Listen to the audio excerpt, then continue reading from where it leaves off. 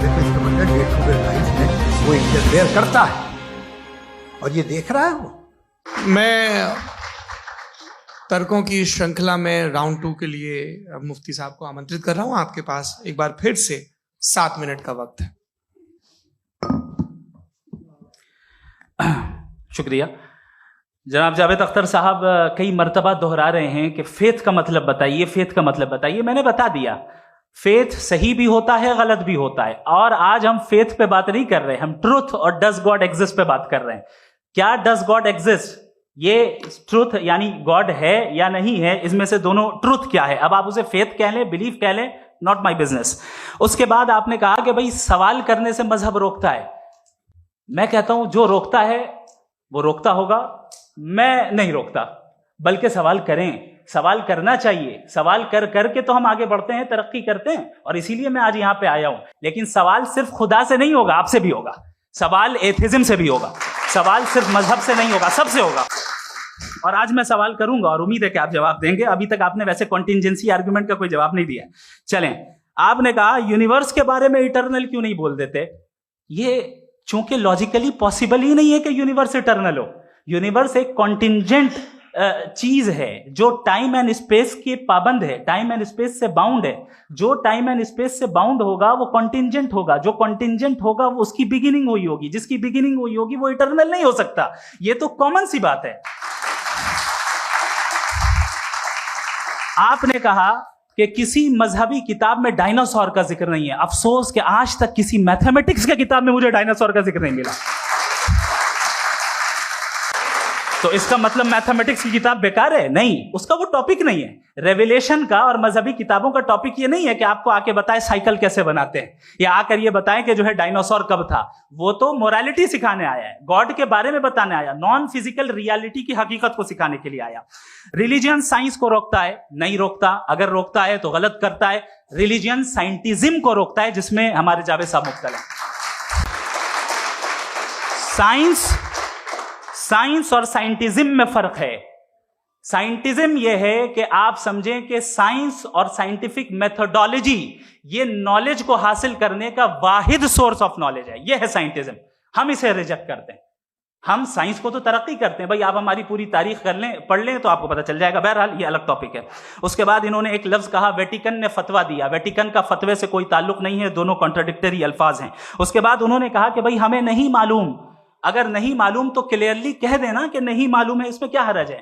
तो वही तो मैं कह रहा हूं ना कि आप कह दें कि नहीं मालूम, लेकिन क्लेम क्यों कर रहे हैं कि गॉड एग्जिस्ट नहीं कर रहा है। आप कह दें नहीं मालूम है, हो सकता है हो सकता ना हो, लेकिन आप क्लेम कर रहे हैं। The moment you say God does not exist, this is a claim, and now the burden of proof is upon you too, जैसे हमारे ऊपर है। और क्यों है मैं बताता हूं, क्यों है ये भी मैं बताता हूं। फिलोसॉफिकली जो क्लेम होता है ना, सिर्फ ये नहीं होता कि इंसान कहे पॉजिटिव क्लेम करे और नेगेटिव क्लेम करे तो बर्डन ऑफ प्रूफ नहीं है। आप मिसाल के तौर पे मैं कहूं कि फुला उस कमरे में कोई नहीं है, मैंने एक नॉलेज का क्लेम किया है। उस कमरे में कोई नहीं है, मैंने एक नॉलेज का क्लेम किया। या तो मैं कहूं मुझे नहीं पता, हो भी सकता है नहीं भी हो सकता है, this is not a claim. लेकिन जब मैं कह रहा हूं कि वहां कोई नहीं है, या मैं कह रहा हूं वहां कोई है, दोनों क्लेम है और दोनों के ऊपर बर्डन ऑफ प्रूफ है। हमारे ऊपर भी बर्डन ऑफ प्रूफ है। मैंने कंटिंजेंसी आर्ग्यूमेंट दिया, इसे तोड़ कर दिखाइए। आखिरी चीज, इन्होंने कहा कि खुदा दुनिया बनाने से पहले 150 साल पहले या करोड़ों साल पहले क्या कर रहा था। अरे हजरत, चलें बहरहाल मैं जवाब दे देता हूं। आप हमारे रिस्पेक्टेड पर्सनालिटी हैं, अगर आप नहीं होते तो मैं इसे एंटरटेन ही नहीं करता। टाइम, ये 100 साल पहले या 100 साल बाद, पहले बाद में अभी, ये वो अल्फाज हैं जिनका ताल्लुक टाइम से है। टाइम शुरू ही हुआ है यूनिवर्स की बिगिनिंग के बाद, तो उसके पहले खुदा क्या कर रहा था? सवाल इलॉजिकल है, ये फेलेसी है। यानी आप ये कह रहे हैं कि यूनिवर्स के बनने से पहले खुदा क्या कर रहा था? टाइम के बनने से पहले, पहले का ताल्लुक टाइम से, टाइम उस वक्त था ही नहीं, तो ये सवाल ही इनवैलिड है खुदा के ताल्लुक से। दूसरी चीज, आर्ग्यूमेंट ऑफ कंटिंजेंसी जो मैंने आपके सामने पेश की है, आपने बार बार ये प्रूफ किया और ये कह रहे हैं कि गॉड ऑफ गैप्स। देखिए, पहले नहीं मालूम था, साइंस ने कर दिया। सिंपल की मिसाल से मैं समझा देता हूं। जिस गैप्स की आप बात कर रहे हैं ना, साइंस उन गैप्स को जिन चीज के जरिए भी प्रूव करेगा वो कॉन्टिंजेंट ही होगा, अब चाहे वो फोर्स हो, मैटर हो या एनर्जी हो। लिहाजा सवाल हमारा उस वक्त भी वैलिड होगा जब तक कि आप नेसेसरी बीइंग पे ना आ जाएं, और इन्फिनिट रिग्रेस पॉसिबल नहीं है of causes in practical world, तो जाहिर है कहीं रुकना पड़ेगा, जहां रुकेंगे वही खुदा है। दूसरी चीज, आपने ये क्या कह रहा था मैं, किस पॉइंट को? What? Oh no, after that. Just now. हाँ, जहां रुकेंगे वही खुदा है। बहरहाल, तो टाइम का जिक्र हो गया, गॉड ऑफ गैप, सॉरी, या इसकी एक मिसाल आप ले लें। एक कार है, एक साहब ने देखा कि भाई कार जो है उसके व्हील्स कितने अच्छे लगे हुए हैं सही जगह पे, स्टीयरिंग जो है कितने अच्छे जगह पे लगी हुई, और सीट्स कितने वेल डिजाइंड है, कितनी प्रिसाइजली ये कार काम कर रही है, तो जरूर कोई ना कोई इसे क्रिएट किया है, किसी ने क्रिएट किया है। अब जावेद साहब आए और कहे अरे जनाब बोनेट खोलिए, इसमें इंजन है, इंजन इस कार को चला रहा है, hence prove no one has created the car. This is illogical, this is irrational. आपने इंजन के जरिए उस गैप को तो साबित किया, लेकिन क्या उससे कार की जो क्रिएशन है और उसका जो क्रिएटर है ये इम्पॉसिबल हो जाए, ऐसा पॉसिबल है? उसका सवाल खत्म हो जाए, ऐसा पॉसिबल है? नहीं। आपने गैप्स को फिल करके, कॉन्टिंजेंट चीजों से गैप्स को फिल करके हमारे ऑब्जर्वेशन को और ब्रॉड कर दिया। अब हमें और पता चल गया कि ये जो कार है इसका सिस्टम कितना ज्यादा कॉम्प्लेक्स है। पहले कम समझते थे, अब कॉम्प्लेक्सिटी और ज्यादा वाजे हो गई। अब हमें समझ में आ रहा है कि हमारी सर्टेनिटी और बढ़ गई कि जरूर इस कार को किसी ना किसी ने बनाया। यही मामला यूनिवर्स का है। साइंस हमेशा फिजिकल वर्ल्ड की चीजों को ही फिल करती जाएगी और फिजिकल चीजों से ही करती जाएगी, क्योंकि एम्पिरिकल एविडेंस का ताल्लुक फिजिकल वर्ल्ड से है। आप साइंस के जरिए मेटाफिजिकल रियलिटी को कभी साबित नहीं कर सकते। ये रॉन्ग टूल का इस्तेमाल करना है। ये वही काम है कि आप मेटल डिटेक्टर से प्लास्टिक डिटेक्टर करने चलें, जो कि जाहिर है सही नहीं है। Thank you.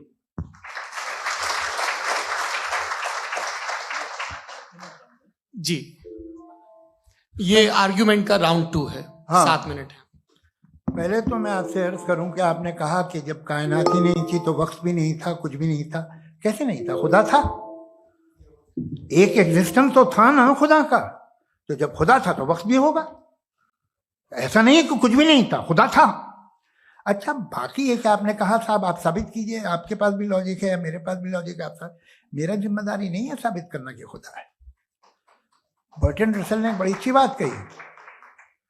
बर्ट्रैंड रसल ने बड़ी अच्छी बात कही। मैं आपसे अगर ये दावा करूं कि एक चाय की केतली मरीख के चारों तरफ घूम रही है, मार्स के चारों तरफ, तो यह आपका काम नहीं है कि आप साबित करें कि कोई चाय की केतली नहीं है।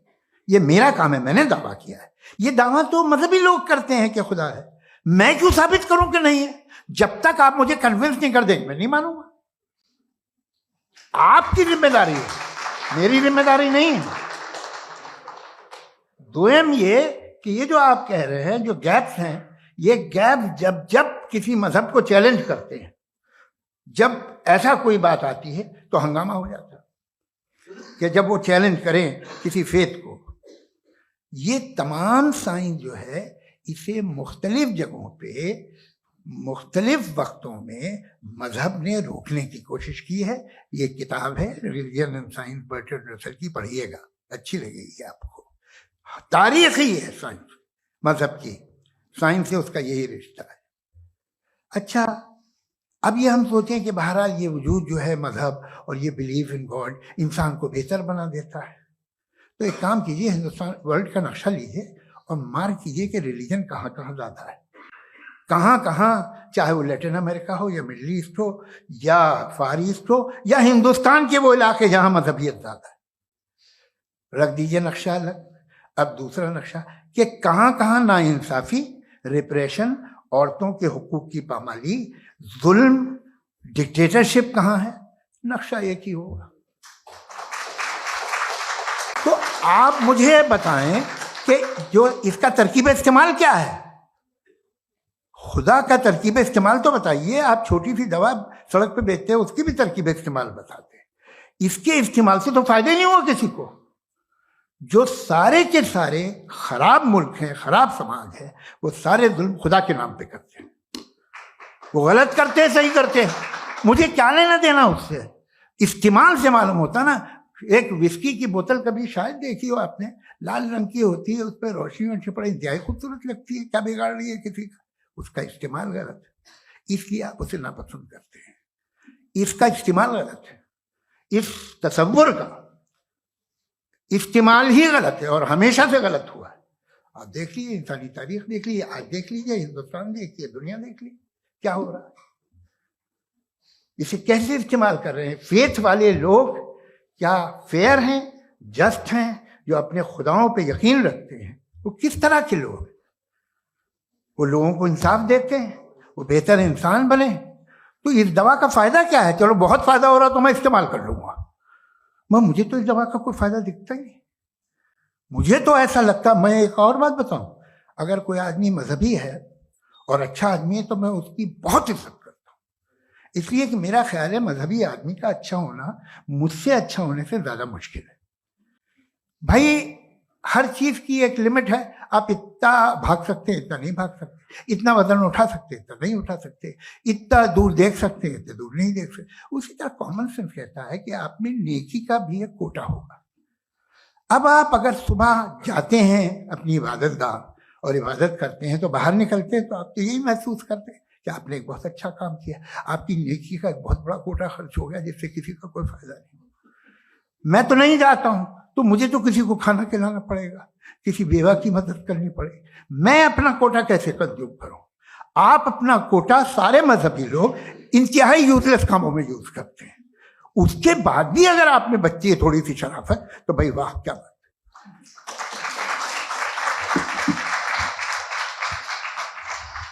एक तो मुझे ये बात बहुत अच्छी लग रही है कि दोनों ही विद्वान समय को मानते हैं और बहुत समय से अपनी दलीलें और बाज दफा समय से पहले अपनी तकरीरें पूरी करके अपनी अपनी कुर्सी पर बैठ रहे हैं। ये इस आर्ग्यूमेंट का राउंड 2 पूरा हुआ। अब रिबटल का राउंड 2 है और उसके बाद क्रॉस एग्जामिनेशन होगा। नहीं, आपका आर्ग्यूमेंट हो गया सर। हमारे यहाँ स्कूल के सिलेबस में पंच परमेश्वर कहानी पढ़ाई जाती है, प्रेमचंद जी की लिखी हुई। आप निश्चिंत रहिए, आपके कोई राउंड में मिस नहीं होने दूंगा। रिबटल का राउंड 2, मुफ्ती शमाइल नदवी साहब।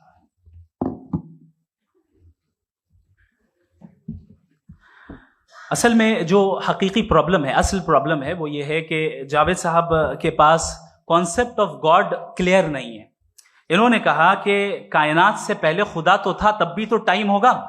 ये टाइम कायनात का हिस्सा है। हम खुदा, उस खुदा को मानते हैं, नेसेसरी बीइंग का टाइमलेस होना जरूरी है, चूंकि वो टाइम का क्रिएटर है। जब उसने टाइम को क्रिएट किया तो वो खुद टाइम पे कैसे होगा? उसने जब स्पेस को क्रिएट किया तो खुद स्पेस में कैसे होगा? अगर वो टाइम एंड स्पेस को पहले से ही उसका पाबंद है तो फिर किस चीज को उसने क्रिएट किया? लिहाजा ये सवाल गलत है कि खुदा था तो टाइम होगा। बिल्कुल नहीं, टाइम के पाबंद हम है, खुदा नहीं है। हम फिजिकल वर्ल्ड से ताल्लुक रखते हैं, वो मेटाफिजिकल रियलिटी है। दूसरी चीज इन्होंने मिसाल दी कि चाय की केतली हवा में घूम रही होगी, और पता नहीं शायद वो बर्टन रसल का उन्होंने हवाला दिया। बहरहाल यही प्रॉब्लम है। प्रॉब्लम यही है कि हम चीजों के दरमियान डिफरेंशिएट नहीं कर पाते। ये जो आपने मिसाल दी ये इमेजिनेशन है, और मैं जो साबित कर रहा हूं वो लॉजिकल नेसेसिटी है। आप इमेजिन करने आए तो कुछ भी करें, जुपिटर में पिंक एलिफेंट होगा, यूनिकॉर्न होगा, करें, उससे कायनात पे क्या फर्क पड़ता है? उससे आप लॉजिकल नेसेसिटी साबित नहीं कर सकते। मैं तो उस प्राइम कॉज की बात कर रहा हूं, उस नेसेसरी बीइंग की बात कर रहा हूं जिसके बगैर इस कायनात का एग्जिस्टेंस मुमकिन नहीं है। दूसरी चीज, मजहब को साइंस चैलेंज करती है वगैरह वगैरह, ये हमारा टॉपिक ही नहीं है। मैं इस पे बात करूंगा तो फिर मेरा वक्त चला जाएगा। मजहब के ऊपर चूंकि हमारी डिस्कशन नहीं है, साइंस को मजहब और बिलखुसूस मैं और हमारा वर्ल्ड व्यू कम अज कम साइंस को पीछे नहीं करता है, साइंटिज्म की मजम्मत करता है। इसकी वजाहत मैंने पहले कर दी। दूसरी चीज इन्होंने कहा वर्ल्ड का नक्शा लीजिए, वर्ल्ड मैप लीजिए, 2 अलग अलग जगह की। हजरत मैंने ये होमवर्क किया था और मैंने मिडिल ईस्ट का एक नक्शा लिया और यूरोप का एक नक्शा लिया। ये मजहबी इलाका और ये लिबरल और एथीस्ट इलाका। मुझे पता चला कि सबसे ज्यादा रेप केसेस जो हैं वहां पर है।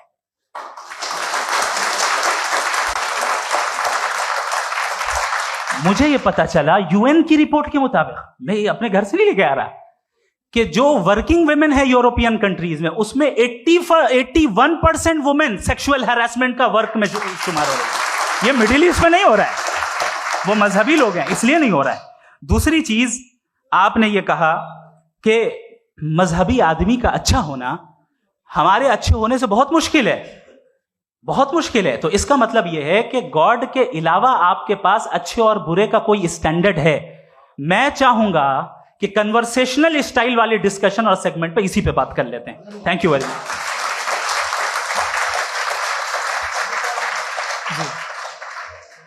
ये रिबटल का राउंड 2 है, आपके पास 5 मिनट का वक्त है और इसके बाद क्रॉस एग्जामिनेशन शुरू करेंगे। आप चाहे तो जो इन्होंने सवाल पूछे उनके जवाब आप रिबटल में भी दे सकते हैं। जी जी, देखिए पहले तो ये बात कि ये मिसाल गलत नहीं है, गलत है।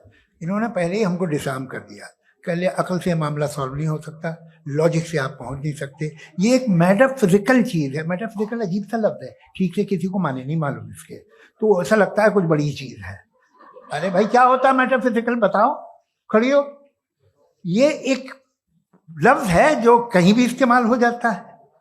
जब आप एक बात कर रहे हैं और आप मुझसे बहस कर रहे हैं तो मुझे मेटाफिजिकल मत बताइए, आप लॉजिकली मुझे प्रूफ किए। और अगर लॉजिकली आप नहीं बात करते साहब ये मेटाफिजिकल है, तो फिर हम आप बात क्या कर रहे हैं?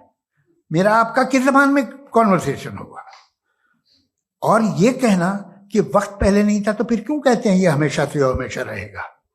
हमेशा वक्त है, तो आप कैसे कहते हैं वो हमेशा से है और हमेशा रहेगा? हमेशा का मतलब है कोई वक्त, अगर वक्त ही नहीं है तो हमेशा कैसे? बाहर वो रहेगा।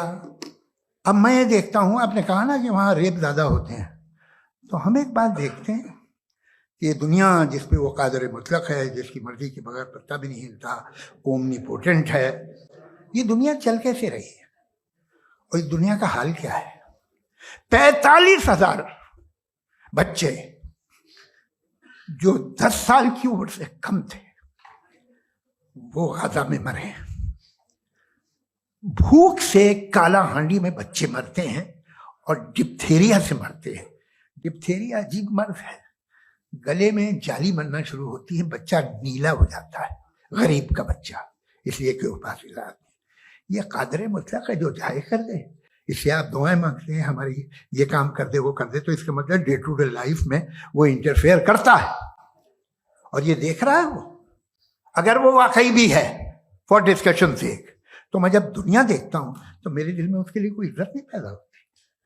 ये क्या कर रहे हो तुम पूरे ऑल पावरफुल हो, ओमनीपोटेंट हो, ओमनी प्रेजेंट हो। तुम तो वहां गाजा में रहे होगे ना, तुम हर जगह हो। तुम देख रहे थे कि बच्चे की कैसे धज्जियां उड़ रही, तुम देख रहे थे और तुम चाहते हो मैं तुम्हारी परस्तिश करूंगा, तुम हो भी। अरे यार, इससे अच्छे तो हमारे चीफ प्राइम मिनिस्टर हैं, कुछ तो ख्याल करते हैं। आप किसकी इबादत कर रहे हैं? अगर वो है भी, ये दुनिया नाइंसाफी से, जुल्म से, जबर से, तशद्दुद से भरी हुई। और आप ये मत कहिएगा कि वो देख रहा है और वो बताएगा एक दिन। अगर वो देख रहा है और इंटरफेयर नहीं करता तो आप दुआ क्यों मांगते? आप कहते हैं मेरा ये काम करा दे, इसके मतलब है वो दखल दे सकता है, वो आपको नौकरी दिलवा सकता है, भले दूसरे आदमी को न मिले, मगर आपका काम कर देगा चूंकि आपने दुआ मांगी है। तो जब वो आपको नौकरी दिला सकता है, लड़की की शादी कर सकता है, बेटे को ग्रीन कार्ड दिलवा सकता है, तो कम से कम ये जो मर रहे हैं बच्चे, इनको रोक दे, कुछ तो कर। मुझे तो दुनिया में, इस दुनिया का कोई मालिक है, इसका ओमनीपोटेंट कोई रूलर है, और ये दुनिया ऐसी चल रही है। मैं तो चाहूंगा कि भाई ना हो, अगर हो तो बड़ी शर्मिंदगी की बात है। शुक्रिया।